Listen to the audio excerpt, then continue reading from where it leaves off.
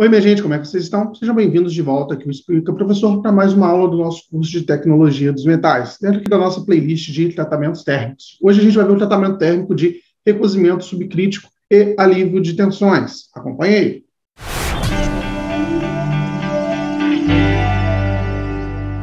Bom, antes de qualquer coisa, eu gostaria de pedir para você aqui que já acompanha o canal, para deixar aquele like maroto que ajuda bastante aqui a continuar a produzir esse conteúdo, para que esse conteúdo chegue para mais gente, né? O feedback também de vocês nos comentários é sempre importante. Caso você tenha chegado aqui agora, lembre de se inscrever, de ativar o sininho e também de deixar um like, porque não custa nada aqui deixar esse like para a gente continuar a produzir esse conteúdo. Bom, vamos para a nossa aula agora especificamente falando. A gente já estava começando a ver alguns tratamentos térmicos, e hoje a gente vai ver o tratamento de recozimento subcrítico, né? O que é esse recozimento subcrítico? Bom, o meu recozimento subcrítico, ele vai ser um recozimento que, diferente do recozimento pleno e o isotérmico, eu basicamente não vou ter uma alteração de fase ali, né? Aqui no meu, nessa minha imagem, a gente consegue ver que aqui nessa minha região vermelha, foi onde eu tive o meu recozimento pleno, né, que aqui em inglês é o meu full annealing. O meu recozimento subcrítico, ele vai ser um recozimento que ele vai acontecer sem transformação de fase. Então, eu vou atuar com ele aqui mais ou menos nessa região aqui do meu diagrama de fases, né? Na verdade, aqui o recozimento subcrítico, ele vai estar ali a uma temperatura abaixo da 1, né? Lembrando que a minha A1 é essa linha aqui.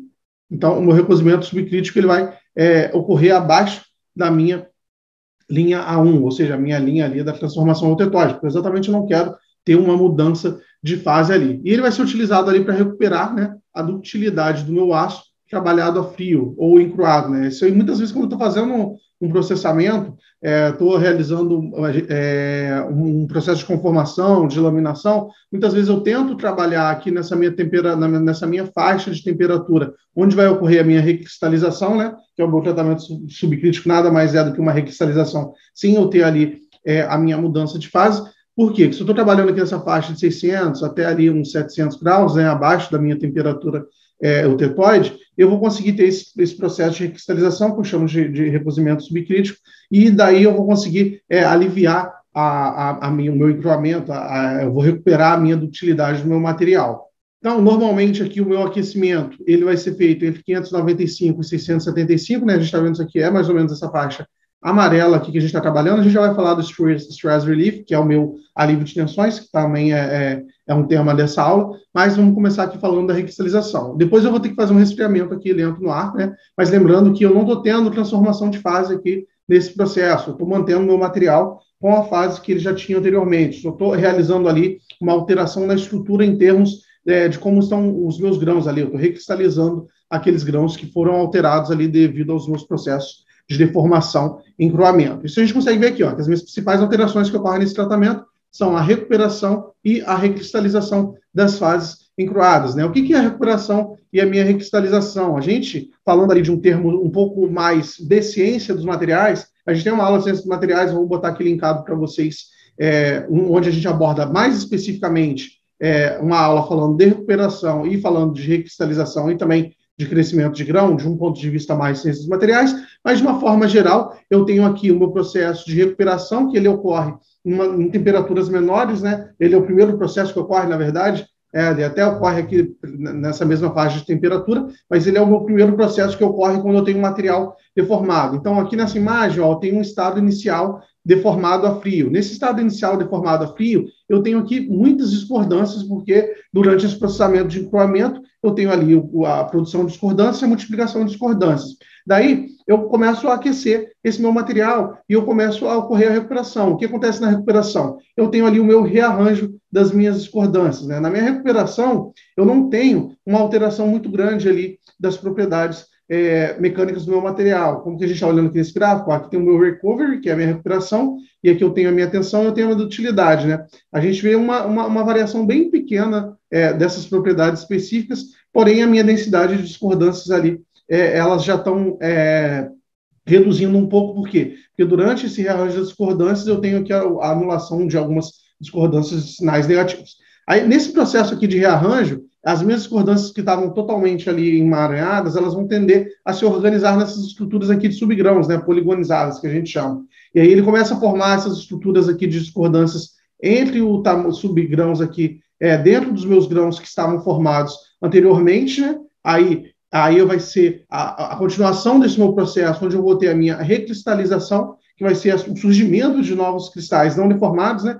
Então, eu tive aqui o rearranjo dessas discordâncias, essas discordâncias formaram essas estruturas aqui de subgrãos, e depois, com a permanência ali naquela temperatura, eu vou ter aqui o que eu chamo de recristalização, né? Todos esses subgrãos aqui, eles vão formar novos grãos que vão estar livres de deformação, seriam como se fossem grãos virgens, né? Que aí é que eu estou vendo aqui nessa faixa aqui do meu gráfico, onde eu tive ali a minha recristalização. Aqui eu vou formar novos grãos. Então, essa aqui é a minha segunda etapa aqui nesse meu diagrama aqui de temperatura por tempo. Eu tive aqui a recuperação, depois eu tive a minha recristalização. Depois que eu formei novos grãos, se eu mantenho aqui, por exemplo, nessa faixa de temperatura, até na faixa da minha temperatura de recristalização, esse grão aqui que é existente, ele vai crescer e ele vai aumentar. Então, eu vou recristalizar ali o meu grão e depois esse grão recristalizado, ele vai crescer. E nisso eu vou ter o meu processo de crescimento de grãos, né? O que caracteriza esse meu processo de crescimento de grãos? O que é a força motriz dele? É a redução dos contornos de grãos. Se você quer entender um pouquinho mais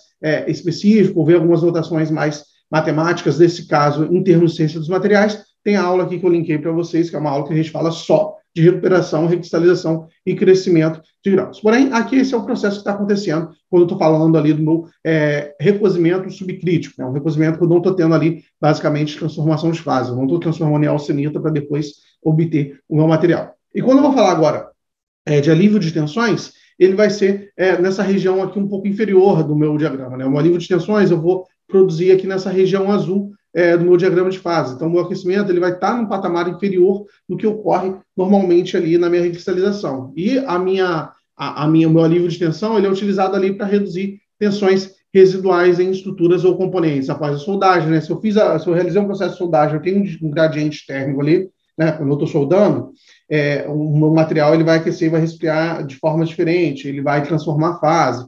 Disso, eu tenho uma contração térmica, isso gera tensão residual. Processo de fabricação, usinagem, qualquer processo de corte, vai também ali gerar tensões residuais, né? Lixamento, dobramento, resfriamento brusco, né? Todos esses processos de fabricação, em geral, eles deixam tensões residuais no meu corpo de prova. Então, esse stress relief, que é o meu alívio de tensões, ele existe exatamente para eu reduzir esse alívio de tensões. Porque, em geral, a gente faz isso. Porque se eu tenho tensões residuais, por exemplo, trativas na superfície de um componente metálico, e esse componente metálico ele vai ser utilizado para fadiga, essa tensão residual ele já reduz o limite ali de fadiga do meu material, porque essa tensão residual trativa, ela vai se somar à tensão que a minha peça está sentindo, e porque ela vai somar com essa tensão, eu vou conseguir ali iniciar, por exemplo, um processo de fadiga mais rápido. Então, eu quero reduzir, né, essas tensões residuais, né, trativas, por exemplo, para que eu tenha uma maior vida fadiga, né? Obviamente, às vezes, tem alguns tratamentos que você vai ter tensão residual compressiva, mas isso aí, ela vai ser uma forma benéfica, né? Então, você tem que avaliar para que você está querendo aplicar esse tratamento ali de alívio de tensões. E aqui o meu alívio de tensões ele pode ser utilizado ainda para revenir a microestrutura de durezas excessivas e baixa de ductilidades da minha zona afetada pelo calor, né? A gente vai ver mais para frente um tratamento de revenimento, mas aqui a gente vê essa ideia de revenir aí, de certa forma, de dar uma suavizada nessas estruturas, né? Eu deixo ali ele durante um tempo, essas estruturas estavam muito tensionadas, elas ficam revenidas, elas ficam um pouquinho mais suavizadas e eu consigo obter uma propriedade ali um pouquinho melhor, né? Por exemplo, aqui, ó, alívio de tensão inicial em termos de porcentagem. Então, se eu tenho, por exemplo, numa faixa de 400 graus, vamos usar isso aqui como referência, eu tenho essas 3 curvas aqui. Cada curva aqui está ficando um tempo. Se eu deixo 1 hora, eu vou ter um alívio de tensão a 400 graus Celsius de 50%. Aí, se eu deixo 6 horas, eu vou ter um alívio de tensão de um pouquinho mais aqui, né, provavelmente 60%. Aí, se eu já estou trabalhando aqui numa temperatura de 500 graus Celsius, né, estou trabalhando com aço, 500 graus Celsius seria mais ou menos aqui, aí em 1 hora eu já consigo ter um alívio de tensão aqui na ordem de 60 e tantos %, né? Então a gente vê aqui que maior a temperatura, maior tende a ser o meu alívio de tensão. E quando eu estou olhando aqui a variação do meu limite de escoamento com a minha temperatura, por exemplo, aqui o meu sigma 0,2, né, onde eu estou realizando aqui o meu alívio de tensão, se eu estou realizando aqui um alívio de tensão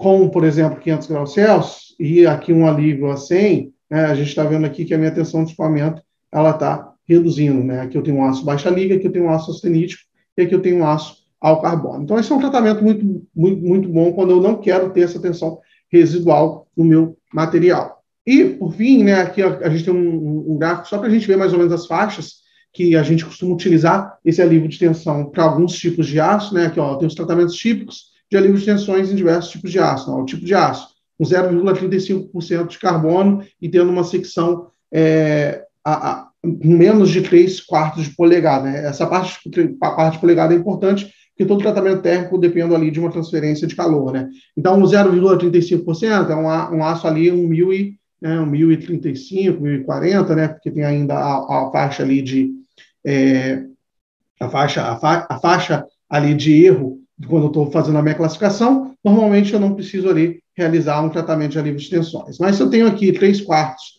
ou mais de seção, né? Por que ele fala esses 3/4 ou mais? Porque normalmente quanto maior é a minha peça, quando eu realizo um tratamento térmico, por exemplo, nela, né? Eu realizei ali uma têmpera, né? A tendência ali de ter tensão residual é maior, vou ter uma tendência maior ali de empenamento. Em peças menores, isso aí tende a ser um pouquinho menor, né? Aí aqui com ou mais de seção, aí já recomendo um tratamento térmico de alívio de tensões aqui entre 595 a 675, aí ele fica com um tempo um pouquinho menor, né? Aqui eu tenho alguns outros tipos de aço, um aço cromo-molibdênio com baixo carbono, para qualquer espessura, né? Esse cromo-molibdênio ele já vai ter uma tendência maior ali até a formar algumas estruturas ali metastáveis, algumas estruturas que podem gerar uma tensão térmica do meu material. Aí, ó, em geral, a gente consegue ver que eu tenho uma faixa de temperatura entre 595 e 675. Aí, aqui eu já tenho um aço com um pouquinho mais de elementos de liga. Ó, ele tem 4% de cromo, 1% de molibdênio. Aí eu já vou usar uma faixa de temperatura